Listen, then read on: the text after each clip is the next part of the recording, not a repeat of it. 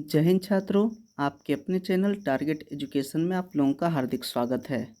छात्रों, मैं आज आप लोगों के लिए लेकर आया हूँ विज्ञान का प्रैक्टिस सेट। जी हाँ, आज विज्ञान का प्रैक्टिस सेट लेकर आया हूँ जो कि आपके लिए काफ़ी महत्वपूर्ण सिद्ध होगा। और छात्रों, ये काफ़ी इम्पोर्टेंट प्रश्नों का संग्रह है। इसे कृपया अच्छे से देखें और इसे याद कर लें। ये परीक्षा में आप लोगों को काफ़ी सहायता करेगा। जी हाँ छात्रों, अगर अभी तक मेरे इस चैनल को सब्सक्राइब नहीं किए हैं तो सब्सक्राइब कर लें तथा बेल आइकन को दबाना न भूलें ताकि मेरी इसी प्रकार की वीडियो की नोटिफिकेशन आप लोगों तक आसानी से पहुंच सके। तो छात्रों, आइए शुरू करते हैं आज का पहला प्रश्न। जी हाँ, आज का पहला प्रश्न है कि 1 मीटर फोकस दूरी वाले उत्तल लेंस की क्षमता कितना होगी। जी हाँ, 1 मीटर फोकस दूरी वाले उत्तल लेंस की क्षमता। जी हाँ, तो क्षमता यानी कि D बराबर होता है छात्रों 1/f। जी हाँ, 1/f। तो 1/f का मान यानी फोकस दूरी 1 मीटर है, तो D बराबर 1/1 यानी कि 1 होगा। इसलिए इसका सही आंसर होगा B, क्योंकि क्षमता का जो मात्रक होता है डायोप्टर होता है, इसलिए इसका सही आंसर 1D होगा यानी कि 1 डायोप्टर। जी हाँ छात्रों, नेक्स्ट प्रश्न है दूसरा कि किस दर्पण द्वारा प्रतिबिंब सीधा एवं छोटा होता है। हाँ, ऑप्शन ए उत्तल दर्पण, बी अवतल दर्पण, सी समतल दर्पण, डी इनमें से कोई नहीं। इसका सही आंसर होगा ऑप्शन ए उत्तल दर्पण। जी हाँ, नेक्स्ट प्रश्न है छात्रों 3 नंबर का, निम्न में से किस दर्पण की फोकस दूरी धनात्मक होती है। जी हाँ, ऑप्शन ए समतल दर्पण, बी अवतल दर्पण, सी उत्तल दर्पण और डी इनमें से सभी। इसका सही आंसर होगा उत्तल दर्पण। जी हाँ, क्योंकि उत्तल दर्पण का जो फोकस दूरी होता है वो दाहिना साइड होता है, इसलिए वो पूछ रहा है धनात्मक होता है तो उत्तल दर्पण का। नेक्स्ट प्रश्न है 4 नंबर का, मानव नेत्र में ऑप्शन ए किसी प्रकार का लेंस नहीं होता है, अवतल लेंस होता है, उत्तल लेंस होता है या डी उत्तल दर्पण होता है। इसका सही आंसर होगा ऑप्शन सी उत्तल लेंस होता है। जी हाँ, हम लोग का आँख जो होता है, नेत्र जो होता है, उसमें उत्तल लेंस होता है। नेक्स्ट प्रश्न है 5 नंबर का,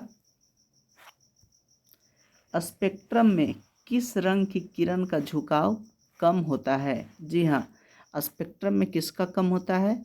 ऑप्शन ए लाल, बी हरा, सी पीला, डी बैंगनी। तो छात्रों, इसका सही आंसर होगा ऑप्शन ए यानी कि लाल रंग की किरण का झुकाव कम होता है। जी हाँ, स्पेक्ट्रम जो होता है, तो स्पेक्ट्रम में जो 7 रंग दिखाई देता है, तो सबसे ऊपर जो होता है वो लाल होता है। जी हाँ, सबसे नीचे होता है बैंगनी, उसके बाद नीला, उसके बाद आसमानी, उसके बाद हरा, उसके पीला, नारंगी और लाल। जी हाँ, सबसे पहले जो होता है लाल होता है, तो इसका किरण का झुकाव कम होता है। सबसे ज़्यादा जो झुकाव होता है वो बैंगनी का होता है। जी हाँ, तो सबसे अधिक झुकाव बैंगनी का होता है, सबसे कम झुकाव लाल का होता है, इसलिए सही आंसर ए होगा। नेक्स्ट प्रश्न है छात्रों 6 नंबर का, टिंडल प्रभाव प्रकाश की कौन सी परिघटना को प्रदर्शित करता है। ऑप्शन ए प्रकाश का परावर्तन, बी प्रकाश का अपवर्तन, सी प्रकाश का विक्षेपण और डी प्रकाश का प्रकीर्णन। तो टिंडल प्रभाव के लिए आंसर होगा ऑप्शन डी प्रकाश का प्रकीर्णन। जी हाँ, प्रकाश के प्रकीर्णन के कारण ही टिंडल प्रभाव की परिघटना घटित होती है, प्रदर्शित होती है। नेक्स्ट प्रश्न छात्रों ये सभी प्रश्न काफ़ी इम्पोर्टेंट है, इसलिए इसे याद कर लीजिएगा ताकि आप लोगों को एग्ज़ाम में कोई परेशानी ना हो। और अगर अभी तक मेरे चैनल को सब्सक्राइब नहीं किए हैं तो सब्सक्राइब कर ले। नेक्स्ट प्रश्न है 7 नंबर का, एक उत्तल लेंस की फोकस दूरी 20 सेमी है तो इसकी क्षमता क्या होगी। जी हाँ, यहाँ पर भी क्षमता पूछा जा रहा है। तो छात्रों डी बराबर होता है 1/f। जी हाँ, 1/f यानी कि 1/f का मान दिया हुआ है 20 सेमी। 20 सेमी। छात्रों एक बात ध्यान दीजिएगा कि जो ये सेंटीमीटर है तो इसको मीटर में बदलना है, इसलिए ये 1/0.2 होगा। कितना मीटर होगा। और ये दशमलव हटेगा, ऊपर में एक शून्य बैठेगा, ये 2 से कट जाएगा 5 बार में, इसलिए इसका सही आंसर होगा 5D। जी हाँ, तो इसका सही आंसर होगा 5D, इसलिए ऑप्शन सी होगा। नेक्स्ट प्रश्न है छात्रों 8 नंबर का, पुतली के साइज को नियंत्रित करता है कौन। पुतली के साइज को कौन नियंत्रित करता है। ऑप्शन ए पक्षमाभी, बी परितारिका, सी नेत्र लेंस, डी रेटिना। जी हाँ, रेटिना को दृष्टिपटल भी कहते हैं, लेकिन इसका सही आंसर होगा ऑप्शन बी परितारिका। जी हाँ, परितारिका जो है वो पुतली के साइज को नियंत्रित करता है, और परितारिका को ही इंग्लिश में आइरिस कहा जाता है। जी हाँ, आइरिस कहा जाता है परितारिका को। तो पुतली के साइज को नियंत्रित परितारिका करता है। नेक्स्ट प्रश्न 9 नंबर का, अत्यधिक ऊंचाई पर उड़ते हुए यात्रियों को आकाश कैसा प्रतीत होता है। ऑप्शन ए नीला, बी उजला, सी काला, डी पीला। इसका सही आंसर होगा ऑप्शन सी यानी काला। जी हाँ, तो छात्रों आप लोग भी प्रश्नों को गेस करते चलिएगा और हमें लास्ट में कमेंट करके बताइएगा कि आप कितने प्रश्नों का सही जवाब दिए हैं। जी हाँ, नेक्स्ट प्रश्न है 10 नंबर का, तारों को टिमटिमाने का क्या कारण है। ऑप्शन ए वायुमंडलीय परावर्तन, बी कुल परावर्तन, सी वायुमंडलीय अपवर्तन, डी कुल अपवर्तन। तो इसका सही आंसर होगा छात्रों ऑप्शन सी वायुमंडलीय अपवर्तन। नेक्स्ट प्रश्न 11 नंबर का,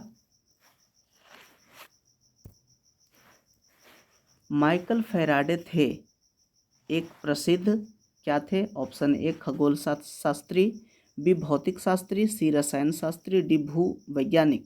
इसका सही आंसर होगा छात्रों ऑप्शन बी भौतिक शास्त्री। जी हाँ, नेक्स्ट प्रश्न 12 नंबर का, चुंबक के सजातीय ध्रुवों के बीच परस्पर क्या होता है। चुंबक के सजातीय ध्रुवों के बीच परस्पर क्या होता है। ऑप्शन ए आकर्षण होता है, बी प्रतिकर्षण होता है, सी कभी आकर्षण कभी प्रतिकर्षण, और डी इनमें से कोई नहीं। इसका सही आंसर होगा छात्रों ऑप्शन बी। जी हाँ, प्रतिकर्षण होता है। सजातीय में होता है एक जगह एक जैसा, तो अगर सेम अगर रहे आवेश प्लस प्लस या माइनस माइनस अगर सेम रहे तो उस समय प्रतिकर्षण होता है, यानी दोनों में अलगाव होता है। एक अलग अलग अगर रहता है ध्रुव प्लस माइनस तो वहाँ पर आकर्षण होता है। जी हाँ, अगर प्लस और माइनस हो तो या माइनस और प्लस हो तो ये आकर्षण होगा, आकर्षण होगा। और अगर माइनस माइनस रहे या प्लस प्लस रहे तो यहाँ पर प्रतिकर्षण होगा, प्रतिकर्षण होगा छात्रों, इसे ध्यान दीजिएगा। नेक्स्ट प्रश्न है 13 नंबर का, विद्युत मोटर परिवर्तित करता है। जी हाँ, विद्युत मोटर परिवर्तित करता है। ऑप्शन ए यांत्रिक ऊर्जा को विद्युत ऊर्जा में, रासायनिक ऊर्जा को विद्युत ऊर्जा में, विद्युत ऊर्जा को रासायनिक ऊर्जा में, विद्युत ऊर्जा को यांत्रिक ऊर्जा में। इसका सही आंसर होगा छात्रों ऑप्शन डी विद्युत ऊर्जा को यांत्रिक ऊर्जा में। जी हाँ, विद्युत मोटर जो होता है उसमें जब एक मोटर होता है, मोटर में जब विद्युत हम लोग देते हैं तो उसका जो यंत्र होता है वो घूमता है और यंत्र को घूमने से ऊर्जा देता है। इस प्रकार से हम कह सकते हैं कि विद्युत मोटर जो होता है विद्युत ऊर्जा को यांत्रिक ऊर्जा में बदलता है। नेक्स्ट प्रश्न है 14 नंबर का, स्विच लगाए जाते हैं किस तार में। ऑप्शन ए ठंडे तार में, बी गर्म तार में, सी भूयोजित तार में, डी इनमें से सभी में। इसका सही आंसर होगा छात्रों ऑप्शन डी गर्म तार में। जी हाँ, स्विच जो है वो गर्म तार में लगाए जाते हैं। नेक्स्ट प्रश्न 15 नंबर का, खिलौनों में किस सेल का उपयोग होता है। ऑप्शन ए सूखा सेल, बी डेनियल सेल, सी सौर सेल, डी इनमें से कोई नहीं। इसका सही आंसर होगा ऑप्शन ए सूखा सेल। जी हाँ, खिलौनों में सूखा सेल का प्रयोग करते हैं। नेक्स्ट प्रश्न 16 नंबर का, जिन अभिक्रियाओं में ऊर्जा अवशोषित होती है उन्हें क्या कहते हैं? ऑप्शन ए ऊष्माक्षेपीय अभिक्रिया, बी ऊष्माशोषी अभिक्रिया, सी उपचयन, डी संयोजन। तो इसका सही आंसर होगा छात्रों ऑप्शन बी ऊष्माशोषी अभिक्रिया। जी हाँ। नेक्स्ट प्रश्न 17 नंबर का, अम्ल का पीएच मान कितना होता है? ऑप्शन ए 7 से अधिक, बी 7 से कम, सी 7 के बराबर, डी इनमें से कोई नहीं। तो इसका सही आंसर होगा छात्रों ऑप्शन बी 7 से कम। जी हाँ, अम्ल का पीएच मान 7 से कम होता है और क्षार का पीएच मान 7 से अधिक होता है। अगर जिसका पीएच मान 7 होता है वो उदासीन होता है। नेक्स्ट प्रश्न है 18 नंबर का, एसिटिक अम्ल का प्राकृतिक स्रोत निम्नलिखित में से कौन है? एसिटिक अम्ल, ऑप्शन ए संतरा, बी सिरका, सी इमली, डी टमाटर। इसका सही आंसर होगा ऑप्शन बी। जी हाँ, सिरका। एसिटिक अम्ल का जो प्राकृतिक स्रोत है वो सिरका है। नेक्स्ट प्रश्न 19 नंबर का प्रश्न है कि प्लास्टर ऑफ पेरिस का रासायनिक नाम क्या है? Option A calcium sulphate, B calcium sulphate monohydrate, C calcium chloride, D calcium sulphate hemihydrate. जी हाँ, इसका सही आंसर होगा ऑप्शन डी। जी हाँ, कैल्शियम सल्फेट हेमीहाइड्रेट। जी हाँ, इसे कभी कभी अर्ध हाइड्रेट भी लिखा जाता है, अर्ध हाइड्रेट, अर्ध हाइड्रेट। जी हाँ, तो कैल्शियम सल्फेट हेमीहाइड्रेट या कैल्शियम सल्फेट अर्ध हाइड्रेट भी इसका नाम होता है प्लास्टर ऑफ पेरिस का। जी हाँ। नेक्स्ट प्रश्न है 20 नंबर का, अम्लीय वर्षा के जल का पीएच मान होना चाहिए, कितना होना चाहिए? ऑप्शन ए 5.6, बी 5.6 से कम, सी 5.6 से अधिक, डी 7.0। तो इसका सही आंसर होगा छात्रों ऑप्शन बी 5.6 से कम होना चाहिए। 21 नंबर का प्रश्न, निम्नलिखित में से कौन अधातु है? जी हाँ, अधातु कौन है? ऑप्शन ए Fe मतलब लोहा, बी सी यानी कार्बन, सी Al यानी एल्यूमिनियम, डी Au यानी सोना। तो अधातु जो है ऑप्शन बी यानी कि कार्बन है, सी। जी हाँ।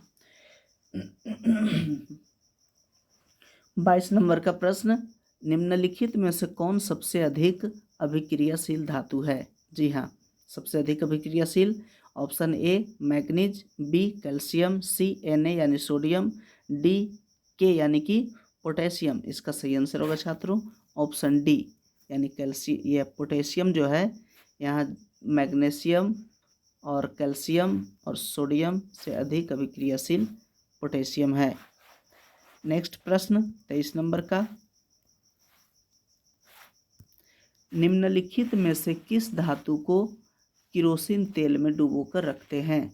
ऑप्शन ए पारा, बी सोडियम, सी तांबा, डी सोना। इसका सही आंसर होगा ऑप्शन बी। जी हाँ, सोडियम को किरोसिन तेल में डुबो करके रखा जाता है। अगर इसको जल में अगर इसको डाला जाता है तो ये विस्फोट करता है। नेक्स्ट प्रश्न है 24 नंबर का, जंग रोधी स्टील क्या है? ऑप्शन ए धातु, बी अधातु, सी मिश्र धातु, डी इनमें से कोई नहीं।